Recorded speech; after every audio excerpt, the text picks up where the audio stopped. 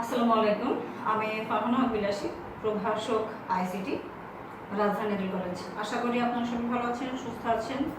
আমি গত যে 3টা লেকচার অলরেডি আইসিটির উপরে দিয়েছি চতুর্থ সেমিস্টারে, তার প্রত্যেকটাতে কিন্তু সি প্রোগ্রাম করেছিলাম। আমরা বলেছিলাম যে এই সেমিস্টারে আমরা সম্পূর্ণ সি প্রোগ্রামিংয়ের উপরেই ক্লাস করব, সম্পূর্ণ সি প্রোগ্রামিংয়ের উপরেই ক্লাস করব। সেই জন্য সি প্রোগ্রামিংয়ের আরেকটি প্রোগ্রাম নিয়ে আজকে আমি আপনাদের সামনে হাজির হয়েছি, যেটিকে আমরা বলবো হচ্ছে বৃত্তের ক্ষেত্রফল নির্ণয়ের প্রোগ্রাম।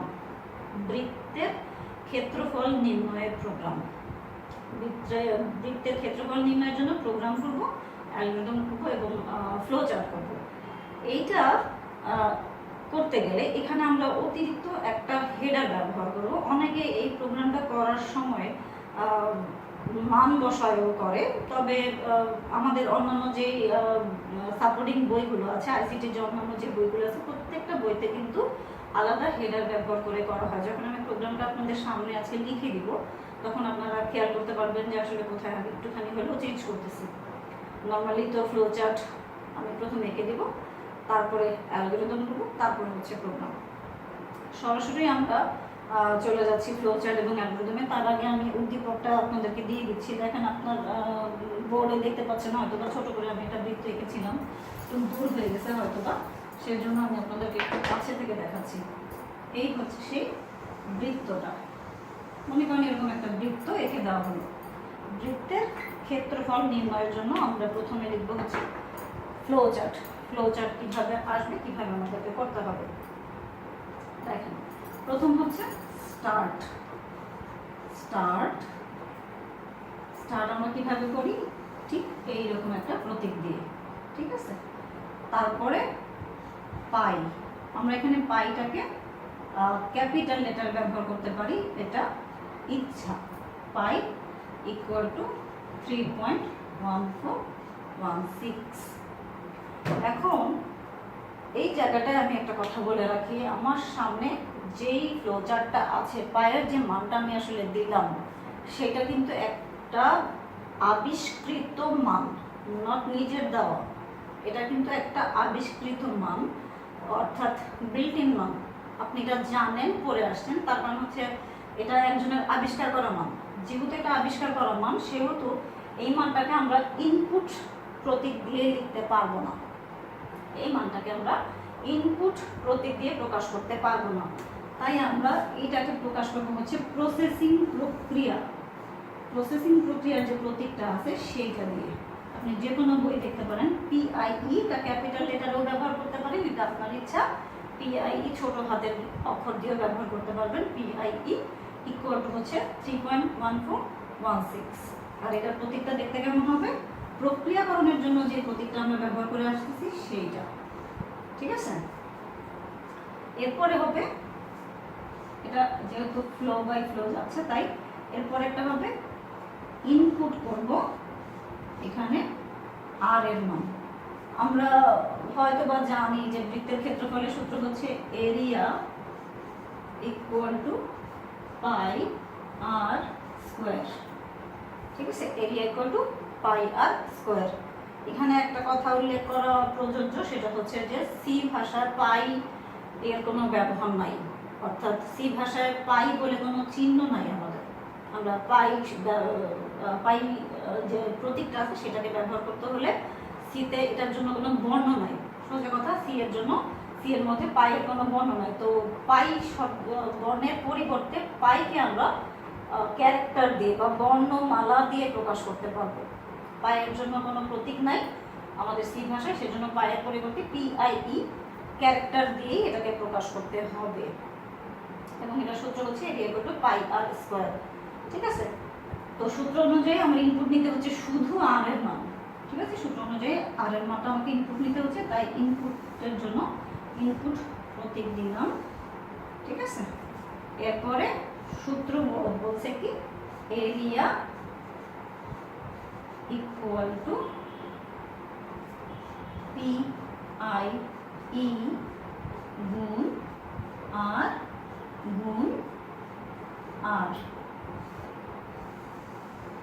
এটা যেহেতু সূত্র, তাই ঠিক এইভাবে area equal to pi into r into আর।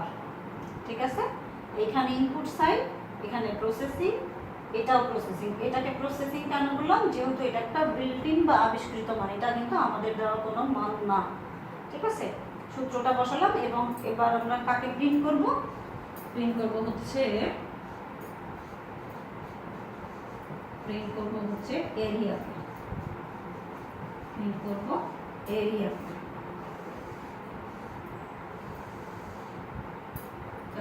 বাঁকা করে দিতে হবে, সেই জন্য আমি লিখলাম এইভাবে। ঠিক আছে, প্রত্যেকটা ফ্লো দিতে হবে আলাদা আলাদা। ফ্লো দিলাম এবং এই জায়গাটা এসে শেষ হয়ে যাবে এন্ড। দেখতে পাচ্ছেন কি করলাম? বৃত্তের যে সূত্রটা আছে এটা equal to pi r square, সেই সূত্রটা আমরা বসালাম এবং তারপরে আছে স্টার্ট, প্রক্রিয়াকরণ যে প্রতীক সেটা ব্যবহার করলাম, পাই ইকুয়াল টু 3.1416। তারপরে ব্যবহার করলাম ইনপুট আর এর মান, এখানে আর এর মানটাকে ইনপুট হিসেবে গ্রহণ করলাম। এরিয়ার জন্য এরিয়া বলছি হচ্ছে ক্ষেত্রফলটাকে, এরিয়া ইকুয়াল টু সেই সূত্রটা বসালাম, পাই গুণ আর গুণ আর। স্কোয়ার করার কোনো সুযোগ নাই, স্কোয়ারের ব্যবহার সিতে নাই, সেজন্য আমরা স্কোয়ারে কাজ করতে গেলে অবশ্যই সবসময় যেটা বলি সেটা হচ্ছে গুণ চিহ্ন দিয়ে প্রকাশ করি। তারপরে আসতে হচ্ছে লাস্ট লাইনটা প্রিন্ট করবো, কার মান? প্রিন্ট করবো হচ্ছে এরিয়ার মানটা প্রিন্ট করবো আউটপুট হিসেবে, এবং সর্বশেষ হচ্ছে ইন্ড। ঠিক আছে, এটা হচ্ছে আমার বৃত্তের ক্ষেত্রফল নির্ণয়ের ফ্লো চার্ট। বৃত্তের ক্ষেত্রফল নির্ণয়ের ফ্লো চার্ট। আপনারা যেহেতু ফ্লো চার্টটা দেখতে পাচ্ছেন, এবার আমি ছোট ছোট করে আপনারা চাইলে এই সাইডটায় লিখে দিতে পারি এটার যে অ্যালগরিদমটা হবে সেইটা। দেখেন স্টেপ 1 কি হবে? স্টেপ 1 হবে স্টার্ট। স্টেপ 2 হবে হচ্ছে পাই ইকুয়াল টু 3.1416। 3 হবে হচ্ছে ইনপুট আর স্টেপ 4 হচ্ছে area equal to 5 into r into r. Step 5 হচ্ছে এরিয়া ইকুয়াল টু, এই জায়গাটা দিলে ভালো, এখানে দিলে আপনাদের হয়তো কনফিউশন লেগে যাবে। স্টেপ 5 সেমিকোলন প্রিন্ট এরিয়া, যেহেতু আমরা বড় হাতের অক্ষর ব্যবহার করেছি, এরিয়া সেম লাইন। স্টেপ 6 হচ্ছে এন্ড। ঠিক আছে, দেখেন আমরা প্রথমে বলেছিলাম হচ্ছে ফ্লো চার্ট, এটাকে আমরা প্রবাহ চিত্র নাম প্রবাহ চিত্র, এবং এটাকে বলি হচ্ছে অ্যালগরিদম।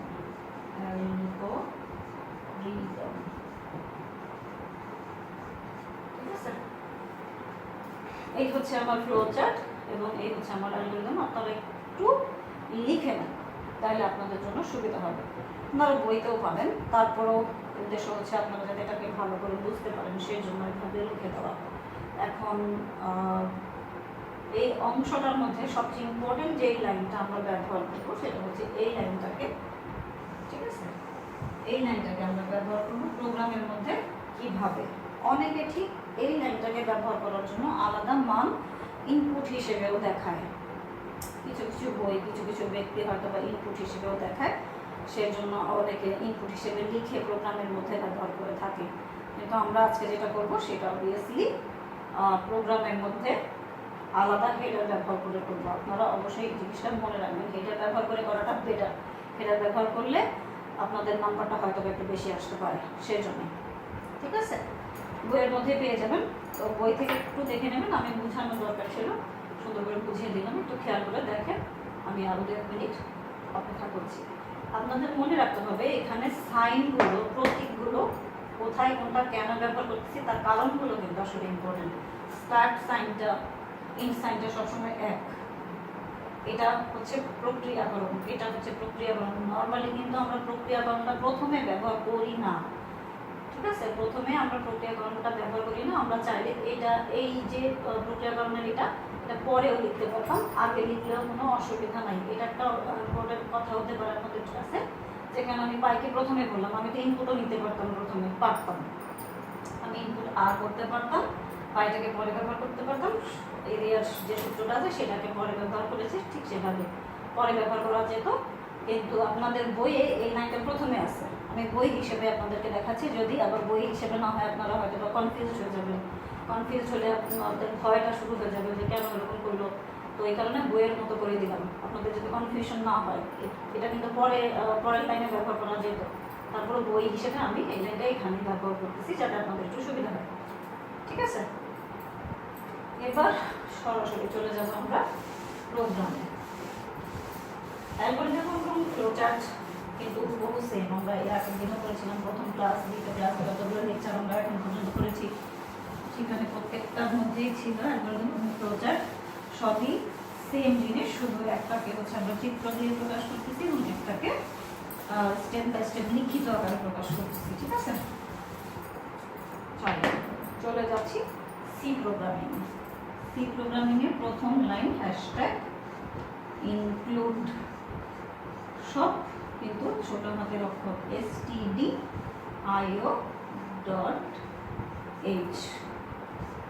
ইনক্লুড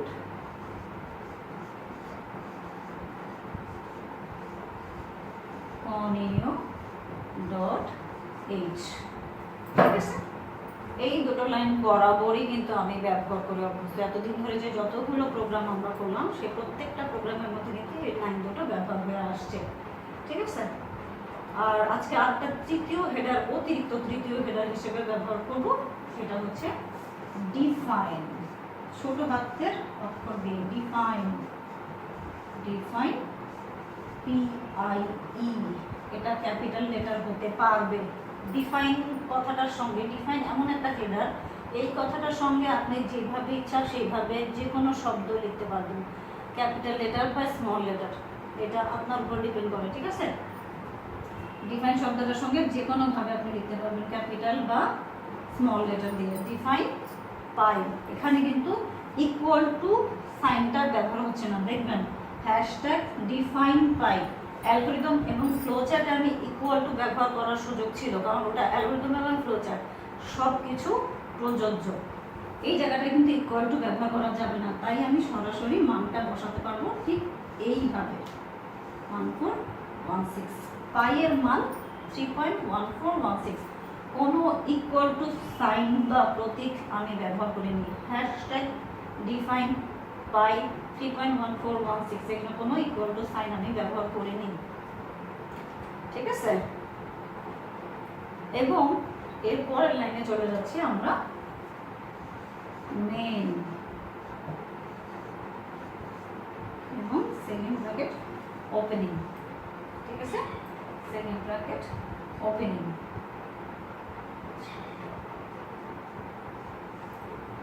ঠিক আছে?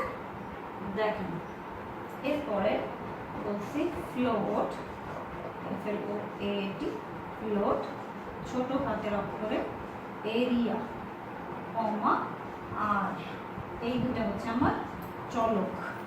ফ্লোট, এরিয়া, কমা আর, অর্থাৎ যে সূত্রটা আমার ছিল সেই সূত্রটা কি ছিল, হচ্ছে area equal to pi r square.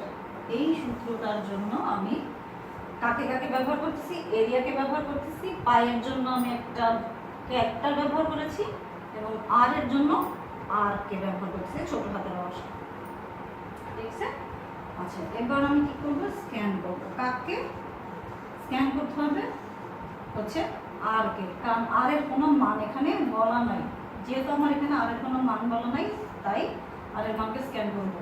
আর এর মানকে স্ক্যান করে কিভাবে, %f, কমা এন্ড চিহ্ন আর দিয়ে, ঠিক আছে? স্ক্যান এফ কাকে করলাম, %f, কমা এন্ড আর, এবং %f কেন, যেহেতু আমার এই আরটা ছিল ফ্লোট ধরনের, আমার আর বলে যে চলকটা আমরা ব্যবহার করতেছি, এরিয়া এবং আর যে দুটা চলক আমরা ব্যবহার করতেছি, বেসিক্যালি সেই আর এবং এরিয়া দুজনেই হচ্ছে ফ্লোট মানে, এবং আর এর মান যেহেতু স্ক্যান করতেছি তাই স্ক্যান এফ পার্সেন্ট এফ, কারণ এটা ফ্লোট, অ্যান্ড আর করে মানটাকে নেওয়ার সুযোগ থাকবে কয়েকবার, একাধিকবার। ঠিক আছে, তারপরে কি করব, তারপর হচ্ছে এরিয়া সূত্রটাকে আমরা বসাবো। কি বলছে এরিয়া সূত্রটা? এরিয়ার সূত্রটা বলেছে এরিয়া ইকুয়াল টু হচ্ছে পি আই ই। ঠিক আছে, ঠিক এখানে যেভাবে ব্যবহার করেছিলাম পি আই ই গুণ আর গুণ আর, সেমিকোলন দিয়ে শেষ করলাম। ঠিক আছে, সেমিকোলন দিয়ে শেষ করলাম। এখন আপনারা হয়তো একটা প্রশ্ন করতে পারেন, মিস এই জায়গাটা পাই দিলেন, এখানে ইকুয়াল টু দিলেন না, আর এই জায়গাটায় মান বসাইলেন না। মান তো বসানো উচিত ছিল, বা মান বসাতে পারতেন। 3.1416 তো ইকুয়াল টুও দেননি, তাহলে কি অটোমেটিক এখানে আসবে? হ্যাঁ, এখানে যদিও বা আমি ইকুয়াল টু সাইন ব্যবহার করিনি, তারপরে এই যে ক্যারেক্টারটা আছে পি আই ই বলে যে ক্যারেক্টারটা আছে, সেই ক্যারেক্টারটা কিন্তু এই মানটাকে ডিফাইন করতে পারবে, রিড করতে পারবে। অটোমেটিক পি আই ই এই মানটাকে রিড করতে পারবে এবং এর মানটাকে রিড করে সরাসরি জায়গায় সে বসাতে পারবে, ওই করবে। আমাদের আর কষ্ট করে আলাদা করে 3.1416 লেখার প্রয়োজন নাই। আমরা এখানে সরাসরি মান না বসিয়ে বরং এই ক্যারেক্টারটাকেই এখানে বসাচ্ছি। এখানে যে ক্যারেক্টারটা আছে সেই ক্যারেক্টারটাকেই আমরা এখানে সরাসরি বসাচ্ছি। মান বসালে বসানো যেহেতু আমরা চাচ্ছি না, বা না লিখলে ভালো হয় এটা বলে দিই, তাহলে পরে আপনাদের সুবিধা হবে। ঠিক আছে, পাই কথাটা যেহেতু আমি ডিফাইনই করতেছি, সেই জন্য আমি পাইটাকেই ব্যবহার করছি, মান বসাতে চাচ্ছি না। ঠিক আছে, এরপরে চলে আসতেছে হচ্ছে কি করবো, প্রিন্ট এফ করবো। প্রিন্ট এফ, ওকে, লিখলাম your result, your result to percent f double inverted comma, কার কাছ থেকে কোনটা আসবে, কমাতে পরে এই জায়গাটা কার কাছ থেকে আসবে, এরিয়ার কাছ থেকে আসবে, তাই এখানে এরিয়া, এরিয়া সেমিকোলন দিয়ে এখানে শেষ করলাম। তারপরে গেট সিএইচ করব, গেট সিএইচ করে এই জায়গাটা প্রোগ্রামটা শেষ হলো। ঠিক আছে, আপনার সামনে বোর্ডে যে প্রোগ্রামটা আছে সেই প্রোগ্রামটা একটু দেখে নেন আপনারা ভালো করে কি লিখলাম। ঠিক আছে, প্রথম লাইন ইনক্লুড stdio.h, দ্বিতীয় লাইন ইনক্লুড ponio.h, তৃতীয় লাইন হচ্ছে ডিফাইন পাই। এটা একটা অতিরিক্ত হেডার, এটা একটা অতিরিক্ত হেডার যেটা পায়ের মানকে ডিফাইন করার জন্য, পায়ের মানটাকে ইনপুট হিসেবে নেওয়ার জন্য ব্যবহার করা হচ্ছে।